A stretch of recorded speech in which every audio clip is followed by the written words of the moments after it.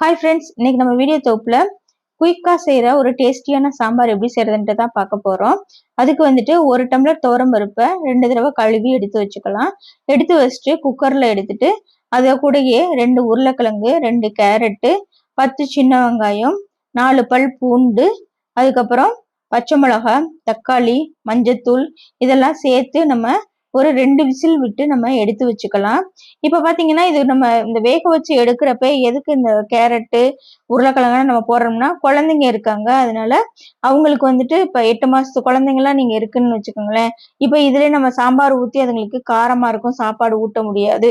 அப்ப இப்ப இந்த மாதிரி நம்ம செஞ்சு 2 விசில் எடுத்துட்டு இருக்கப்ப காயெல்லாம் நல்லா வெந்திருக்கும். நம்ம உருளைக்கிழங்கு, கேரட்டு, இந்த பருப்பெல்லாம் வச்சு நம்ம குழந்தைங்களுக்கு கொடுக்கலாம். இப்ப நம்ம எல்லாமே எடுத்து வச்சாச்சு. வச்சுட்டு 2 விசில் விட்டு நம்ம எடுத்துக்கலாம். இந்த ஸ்டேஜ்ல நீங்க குழந்தைங்களுக்கு வேணும்னா நீங்க எடுத்துக்கலாம். இப்ப இதுல வந்துட்டு நம்ம கட் பண்ணி வச்சிருக்க காயெல்லாம் நம்ம சேர்த்துக்கலாம்.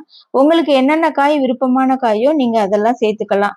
இப்ப நீங்க உருளைக்கிழங்கு, கேரட் எல்லாம் போட்டிருக்கோமே ரொம்ப மேஷ் ஆயிருமேன்னு நினைக்கலாம். இல்ல 2 விசில் விட்டுருக்கிறதுனால நம்மளுக்கு நல்லாவே கரெக்டான பதத்துக்கு வெந்திருக்கும். இப்ப நம்ம வந்துட்டு பீன்ஸு, அதுக்கப்புறம் அவரைக்காய், அதுக்கப்புறம் முருங்கைக்காய் இதெல்லாம் நம்ம சேர்த்துதான் நம்ம சாம்பாருக்கு நம்ம சேர்த்துக்க போறோம். உங்களுக்கு விருப்பப்பட்ட காயை நீங்க சேர்த்துக்கலாம். அதுக்கப்புறம் இப்ப முருங்கைக்காய் நம்ம சேர்த்தாச்சு. கத்திரிக்காய் வந்துட்டு 2 சேர்த்துக்கலாம். சேர்த்துட்டு அதுக்கப்புறம் நம்ம வந்துட்டு தேவையான அளவு சாம்பார் தூள் நம்ம வந்துட்டு வீட்டிலேயே அரைச்சது தான். அதனால சாம்பார் தூள் நம்ம சேர்த்துக்கலாம். சாம்பார் தூள் சேர்த்துட்டு ரொம்ப காரமா இருந்துச்சுன்னா இப்ப நம்மளோட சாம்பார் தூள் கொஞ்சம் காரமா இருக்கு. அதனால கொஞ்சம் மல்லித்தூள் சேர்த்துக்கலாம். நீங்க சாதாரண மல்லித்தூள் சேர்த்தாவே நல்ல ஒரு டேஸ்ட் கொடுக்கும். நீங்களும் இதே மாதிரி செஞ்சு பாருங்க. இப்ப நம்ம எல்லா காயுமே போட்டாச்சு. போட்டுட்டு காயெல்லாம் நல்லா வேகிற அளவுக்கு நம்ம தண்ணி ஊத்திக்க வேண்டியதுதான். உங்களுக்கு எவ்வளவு திக்னஸ் வேணுமோ அந்த அளவுக்கு நீங்க தண்ணி ஊத்திக்கோங்க. இப்ப இந்த ஸ்டேஜ்ல வந்துட்டு நம்ம உப்பும் சேர்த்துக்கலாம். உப்பும் சேர்த்து ஆட் பண்ணிட்டு காயெல்லாம் நல்லா வேகிற அளவுக்கு வேகட்டும். வெந்ததுக்கு அப்புறம் சும்மா லெமன் சைஸ் அளவு புளி எடுத்துக்கோங்க. ஏன்னா புளி சேர்த்தீங்கன்னா தான் கொஞ்சம் நல்லா டேஸ்ட் கொடுக்கும். இப்ப நம்ம காயெல்லாம் வெந்துருச்சு. அதனால நம்ம புளி சேர்த்துக்கலாம். புளி சேர்த்துட்டு இப்ப நம்ம மாங்காய் போடுறதுனால கொஞ்சமா தான் புளி சேர்த்துருக்கோம். இப்ப மாங்காய் போட்டுட்டு ரொம்ப நேரம் கொதிக்கணும்னு தேவை கிடையாது. ஒரே கொதியிலே மாங்காய் நல்லா வெந்துரும். இப்ப நம்ம நல்லா காயெல்லாம் வெந்துருச்சு. இப்ப தாளிப்பு சேர்த்துக்கலாம்.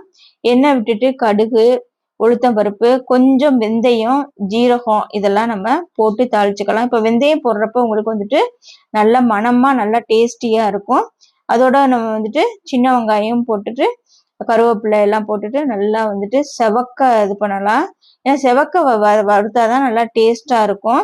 இப்ப நல்லா வந்துட்டு செவக்க நம்ம வதக்கிட்டு நம்ம சாம்பாரோட நம்ம சேர்த்துக்க வேண்டியதுதான். இப்ப நல்லா செவந்துருச்சு. வெங்காயம் எல்லாமே நல்லா செவந்துருச்சு. இப்ப சாம்பார்ல நம்ம சேர்த்துக்க வேண்டியதுதான். சேர்த்துட்டு ஒரு கொதி வந்தோன்னா நம்ம ஆஃப் பண்ணிடலாம். நல்ல ஒரு டேஸ்டியான சாம்பார் ரெடி. இந்த வீடியோ பிடிச்சிருந்துச்சுன்னா நம்ம சேனலை லைக் பண்ணி சப்ஸ்கிரைப்